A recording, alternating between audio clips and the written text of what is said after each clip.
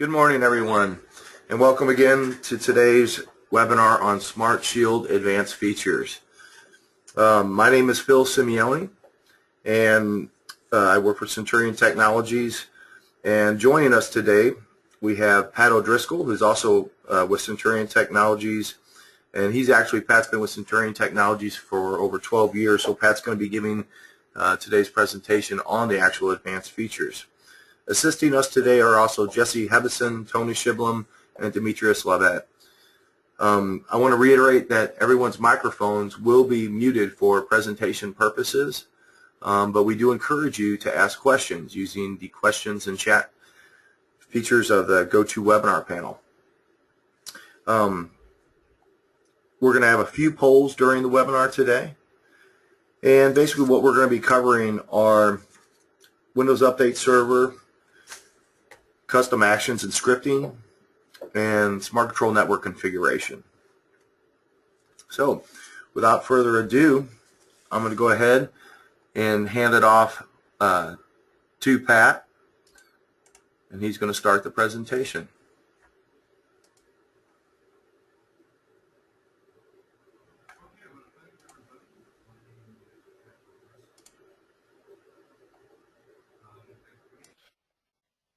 I want to thank everybody and let everybody know my name is Pat O'Driscoll. Some of you people have are customers and have talked to me before, but I know this is going to be a different situation, that you're going to have to ask questions through text and other people will respond to them, because what we're going to do is I'm just going to go through some of the features, things we're going to talk about today.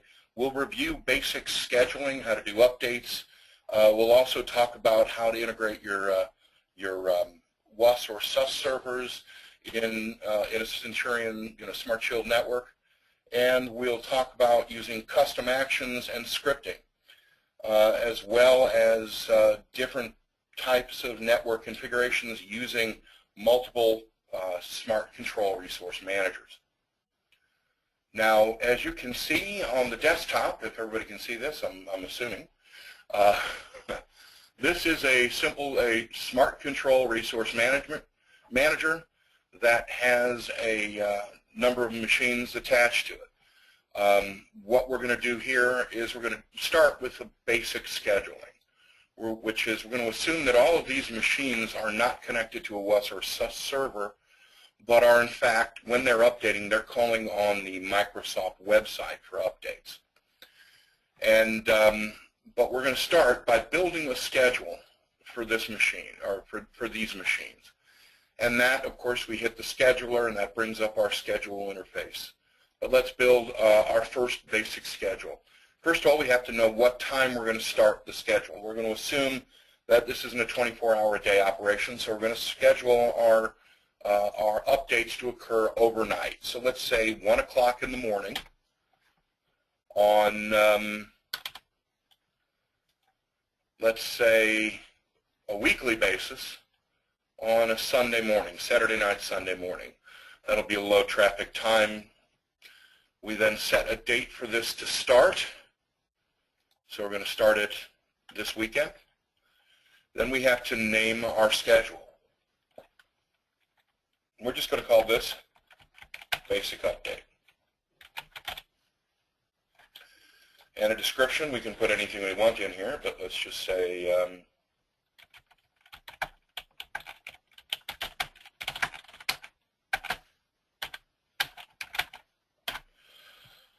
okay, basic Windows update. We're now going to go and target our machines. This is where we're going to select which machines we want to update. Since we're assuming we're going to update all of the machines on this controller, we can just go down here very simply and select all machines. And as you see, all the machines, each machine named is got a check. We could also check by lab or by group that we've created over here. Every time we create a group or subgroup, the subgroup translates into a line on this area, and that it can be checked and it can become an object of a schedule. Oh, forgot one thing here. We also need to set up our fallback position.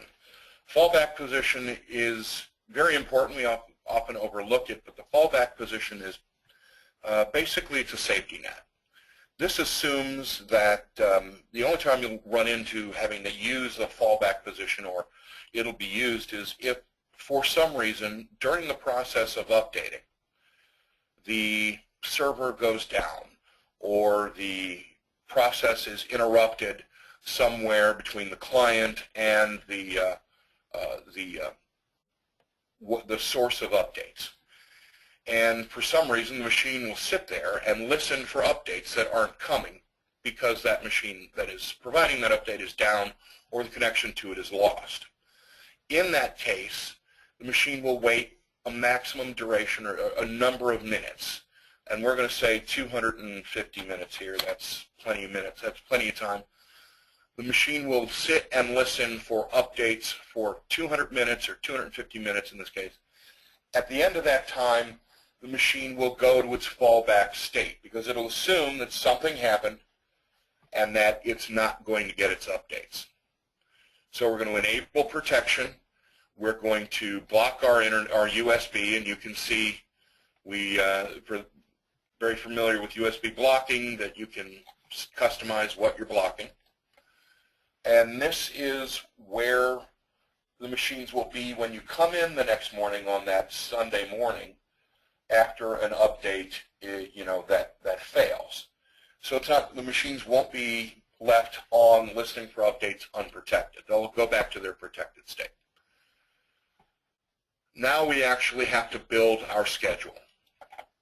Building the schedule is pretty straightforward. You simply select the tasks. You have to think through what it is that you need your machine to do. Of course, if we're going to update, we want to make sure all our machines are turned on. So we go to Wake on LAN first to make sure the machines get turned on. And that's the first step in our schedule. Once we wake on LAN, you're going to disable protection. Because after all, you can't make any updates or changes with protection turned on. After that, we need to reboot because, as we all know, no changes, we can't change protection modes without rebooting the computer. Once the clients have rebooted, we're going to delay for 5 minutes just to make sure that they've come up all the way and that they're ready to take the update. Now we're going to go down to our Windows update. And what I'm using here is the specific Windows update to block users. This is going to turn off the keyboard and mouse and the screen on every client that is getting the update, so that if somebody does wander into a room at 1 o'clock in the morning on a Sunday and sit down at a computer, they won't be able to use it or interfere with any updates that you're running. This basically takes the machine out of production during the update. And we simply add it.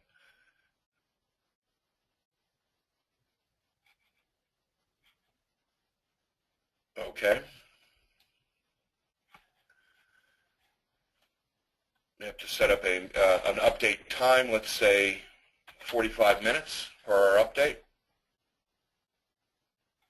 Oh, and we are calling on Microsoft, so let's just get the critical updates. I mean, you can select the important updates, the moderate updates, or all the updates, but if you don't need the Lithuanian language pack, go ahead and just do the critical, right?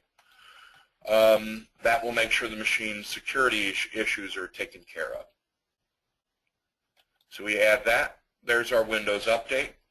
Our next step after the update is to reboot. Although most Microsoft updates will include a reboot at the end, we want to make double sure that they do because they don't always remember to do that. So now we're rebooting again. Once the machines reboot, we're going to enable protection, turn protection back on the clients. After that, we're going to shut down because we don't need the machines on all night after the update. So let's go ahead and enter our password.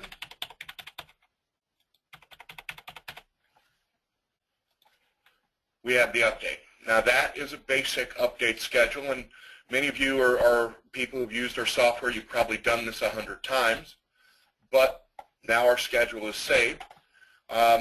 We can see that this is a basic update. We can see it. We can edit it if we want, copy it. We can even delete the schedule or enable or disable it if we go on vacation or something like that.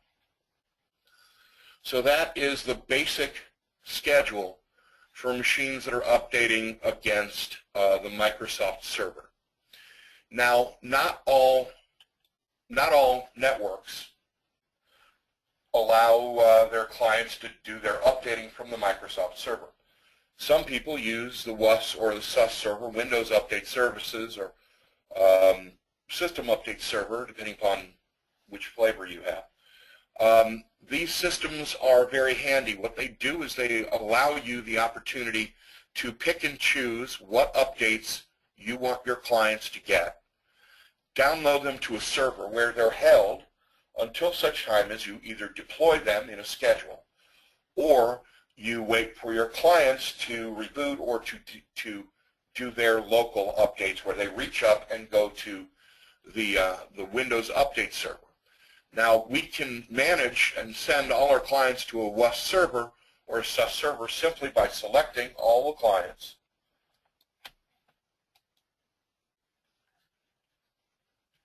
and then going to Miscellaneous Configuration, going to Windows, Update, WUS or SUS, and then enter the name of the server that is holding the updates for the machines. Now, I'm not using one here, but you would enter it here, and then you could go ahead from that point on, when you tell your machines to do their updates, they'll do it from your WUS server instead of across the internet, calling on the Microsoft server. Excuse me. So now that we've seen how to configure or set up for a WUS server, let's go ahead and take a break here. I'm going to hand it off to Jesse, and Jesse is going to do a poll for you. So Jesse, do you have that first poll ready? Yes, Pat, I do. Thank you very much. I'm going to go ahead and launch a quick poll, and you should see that right now, asking about scripting. If you use scripting to streamline processes in your environment, please go ahead and answer the poll, and we'll give about 20 to 30 seconds.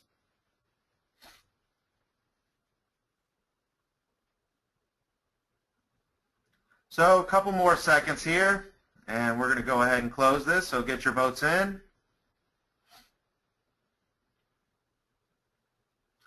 All right, I'm going to go ahead and close the poll and share the results.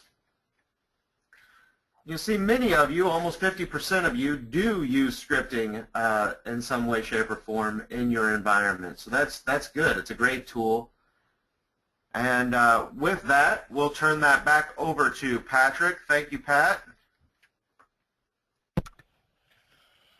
Okay. Thanks, Jesse.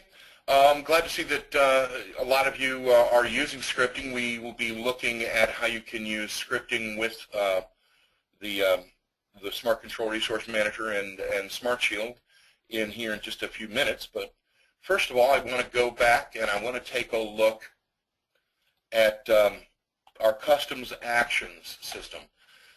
Now, let me get this up here. Now, we've done our basic update, right? But our basic update is really, it's only, it's got a lot of individual steps that need to be taken. But you can imagine, if you look at this, every step, every time you do any installation of an application, an update of your antivirus, an update, that is, if you're using a antivirus that is not SmartShield's antivirus. Our SmartShield antivirus does not need to have protection turned off to be updated. So that's just a little plug for one of our own products. But if you are using another antivirus that isn't integrated into SmartShield, you can use scripting to do updates. But any update that you do, you're going to have to wake on LAN, make sure all the machines are on, disable protection, and reboot. So why not set up a custom action? Let's create a simple block of steps and put them into one single action. For example, let's create a custom action that will take several steps out of what we have to do on a regular basis, which is, of course, start wake on LAN,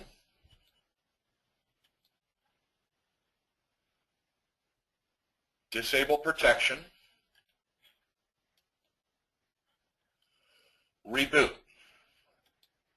These are going to be your first 3 steps in every schedule that you create for SmartShield. So let's make this CA custom action start step 1. That way you can see we're going to name this custom action CA start step 1. And we can see that in our saved custom action. Now, we can go back and we can create a schedule. Let's look back at the schedule here. You can see almost every time you do any installation or update, the last 3 steps in your schedule are going to be reboot, enable protection, and shut down. So let's go ahead and create a custom action with those 3 steps. We're going to start with reboot. We're then going to enable protection and then shut down. Now we're going to name this CA and shutdown. Custom action was created. Now another less common but probably also common that you would do is a schedule that you would create would be one that just reboots the machine at the end but does not shut it down. This would be used in a 24-hour operation or in a operation that is doing updates, while live, and you don't want to leave the machines turned off, but you want them back on. That custom action would be reboot, enable protection, and reboot. We'll save this as CA and reboot.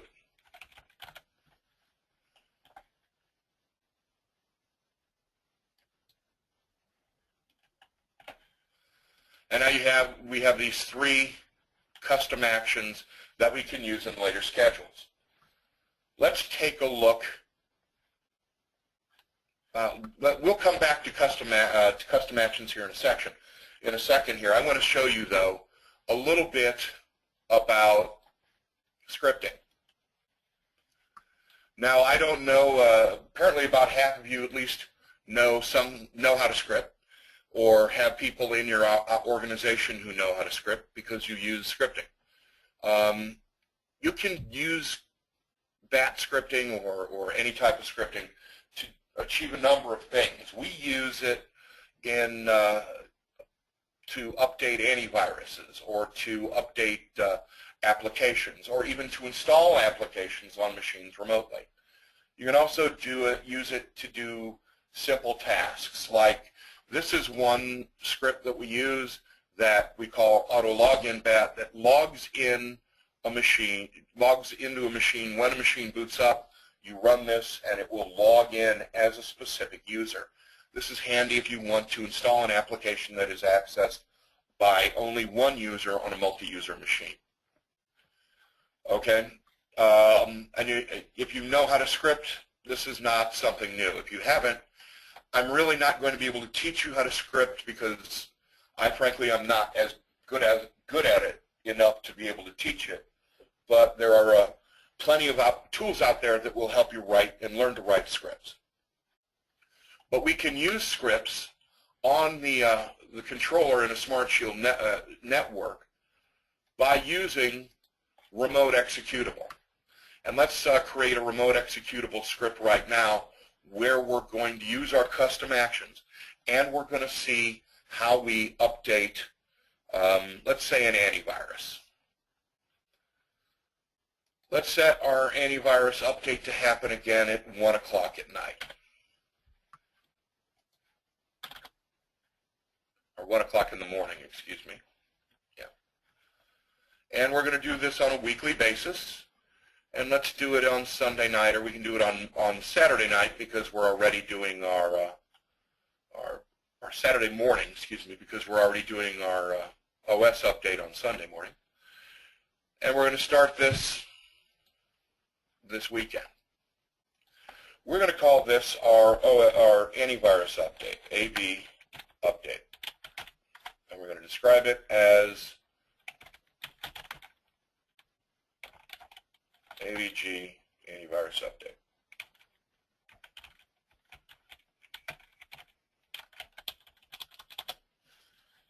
Except you want to spell things right, but I don't take off points for spelling. I hope you don't either. Now we select our groups or our individual machines. We're going to do this as a all-machine update, and we're going to set up our fallback for 1 hour. Let's do 90 minutes just to make sure. Okay. And now we're going to go to our actions where we actually build our schedule to update. Our first step, we're going to go down here to our custom action, CA step 1, which is going to be our first steps, which is wake on LAN to make sure all the machines are turned on, disable protection, and of course reboot so the machines are ready to take the update. Our next step is going to be to go to remote executable. Now, as you see, when we run remote executable, we can now browse to pick up a script that we want to use. Now, as you can see, I have here several scripts on. I have a Norton antivirus update. This is a script that maps a drive to a machine. These are things that we've used. This is a demo script. Basically, it creates a folder on the desktop of the machine that you target. Let's do the AVG update. Open that. And that gives the address there. It also has the option if you have a username and password or anything else we need to adjust the parameters of it. We can enter that here. We don't, so let's go ahead and add the remote executable here. It'll warn you, make sure that you're using the newest. If you've edited, you need to resave. And then once we've done our remote executable to run our AVG script, we're going to delay because we're going to give time for those updates to download and install. To do that, we're simply going to just say 30 minutes. And that gives the machines half an hour to get all the updates that they need. Once that's done, we're pretty much finished with our update, right? Normally we'd have to put reboot here to make sure that the update installed, and then enable protection, and then shut down. But since we've created a custom action that ends with a shutdown, we can simply add that. That makes it much shorter, much easier to handle schedule. Less, as long as your custom actions are well created and they're up to date, your system's going to do their install and their update on time. Of course, we need to enter our password.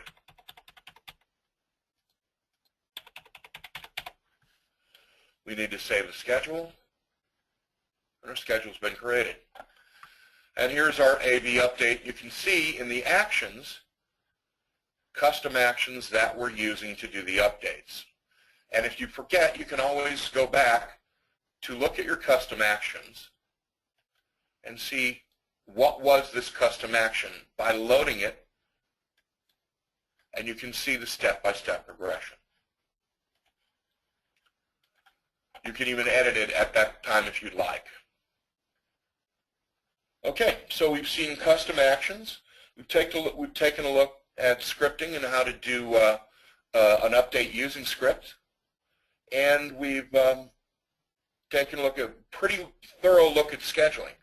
When we go to our next section, we're going to be talking about networks and how to manage multiple controllers in multiple network configurations. But in the meantime, we have another poll from Jesse. So at this point, I'm going to hand it back to Jesse, and he has something to say. Thanks, Pat. Appreciate it. So we have another poll for you that I will go ahead and share now. And you should see it on your screen. Would it help you to have multiple smart control consoles in your environment? So please take a few seconds to vote. We're going to give it about 20 to 30 seconds. Please get your votes in.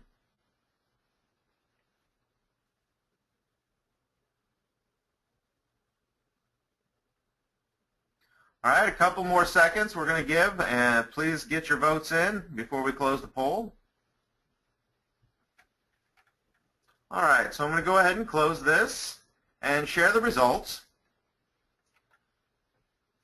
So you see it's about 24% of you are uncertain, 32% say yes, it would be helpful, and 44% say no. So no has the majority, but it looks like if we count uncertain and yes together, we may be able to get some additional smart controls to be able to help you out. So there you go. Thank you very much for voting, and I'm going to turn it back over to Pat. Thanks a lot, Jesse, but I understand Phil has a question that somebody had, and I'm going to let Phil have the mic here. Yeah, thanks, Pat.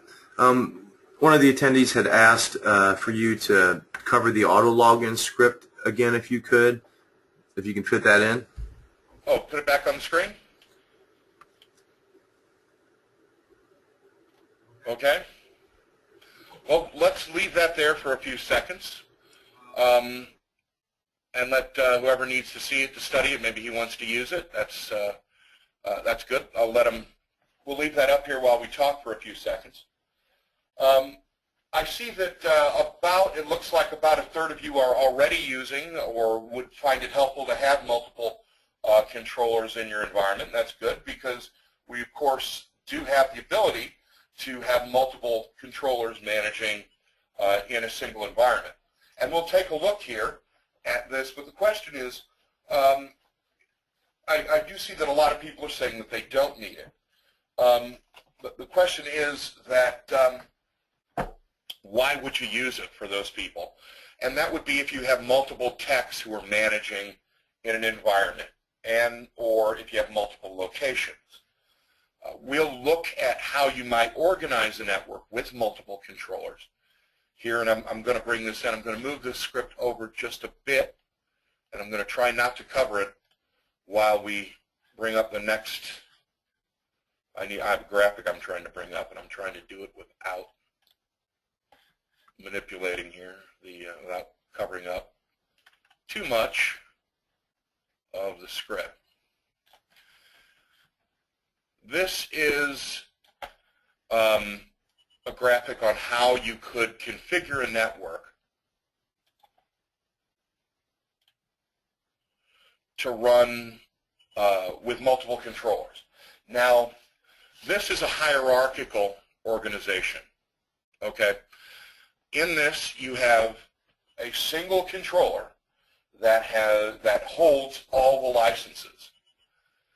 These, of course, don't include standalone environments because we're not going to be dealing with those right now. We're just talking about networks. So if you are a small organization that has all of your machines calling on a single controller, or if you're a large organization, you can still have all of your machines calling on a single controller, but then you have multiple campuses, multiple locations where you want to have the ability to have controllers in multiple hands. It's very common to see in a school where you want to have a teacher or a manager of a lab in a classroom or would want to have a controller so they can use screen view to manage their classroom.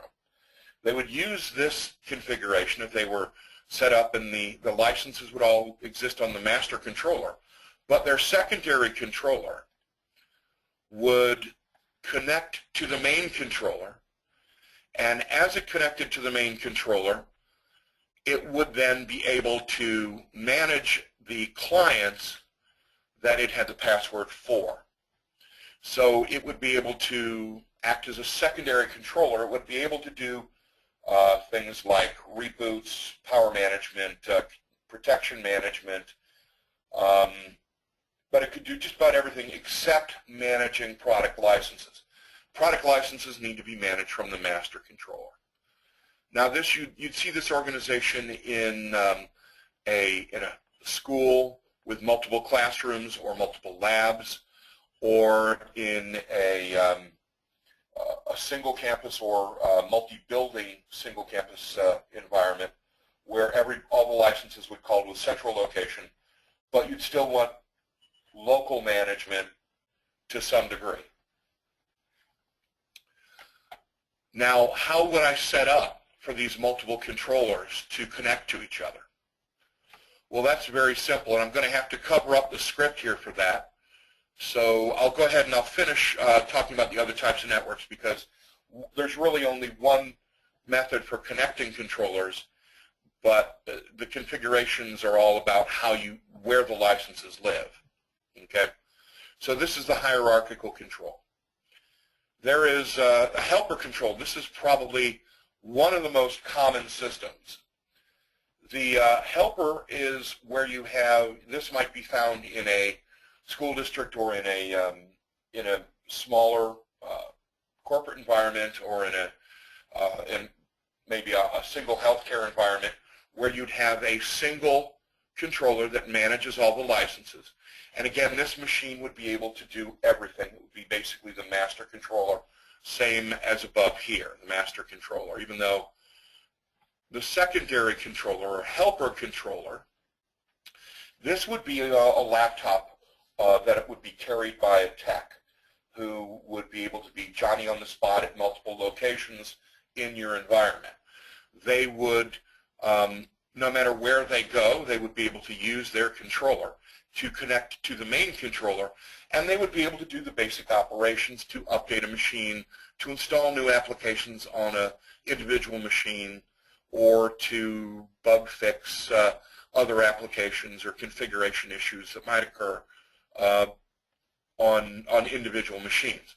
This is more of a, this is the type of setup where you'd have the CIO would be the master controller, and various techs would be running the helper machines. Okay? The third type of environment that we'd find is a peer-to-peer relationship.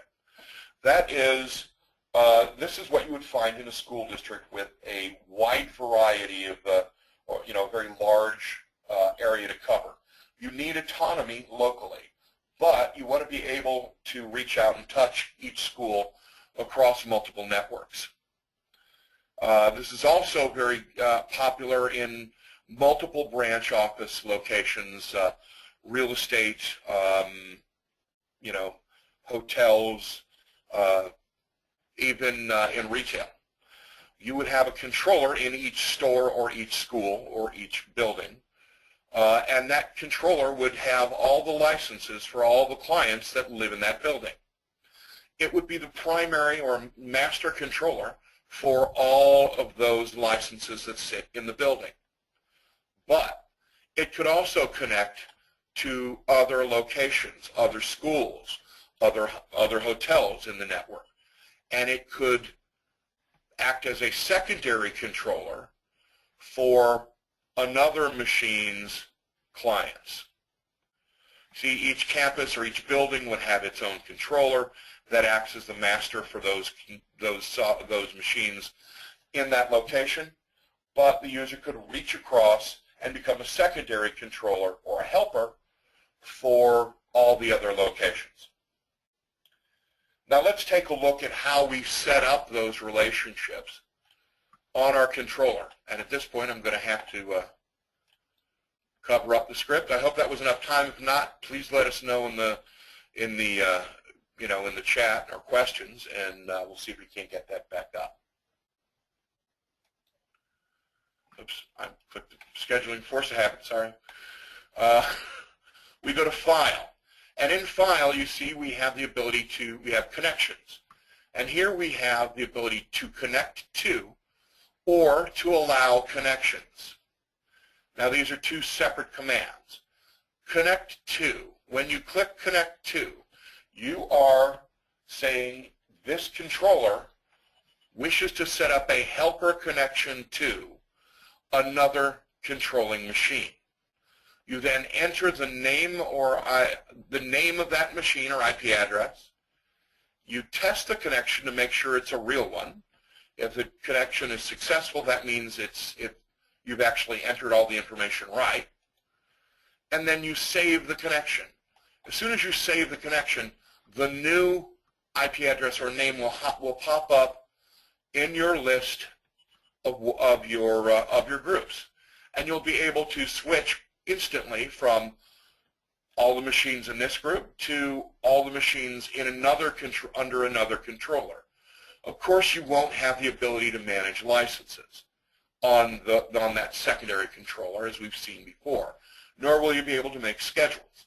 But you'll at least be able to see the machines, manage power manage, protection management, and that sort of thing. Now, if I'm at the master controller and I want to set up a hierarchical connection, I would go to Allow Connections. Allow Connections would be to enter the IP address and name of the machine that I want to have connect to me as a helper, enter that information, add it, and then click Done. That would add that other machine's connection to, that would allow the other machine to basically collect all this information from me and populate his machine. Okay, that pretty much covers how our connections work and how you might manage a multiple smart control network. I want to thank everybody for taking the time this morning to talk with us. And I know Phil has a few questions to ask or a few things to say. So I want to hand it back to him. And again, I want to thank you very sincerely for taking the time out of your very busy mornings. Thanks a lot.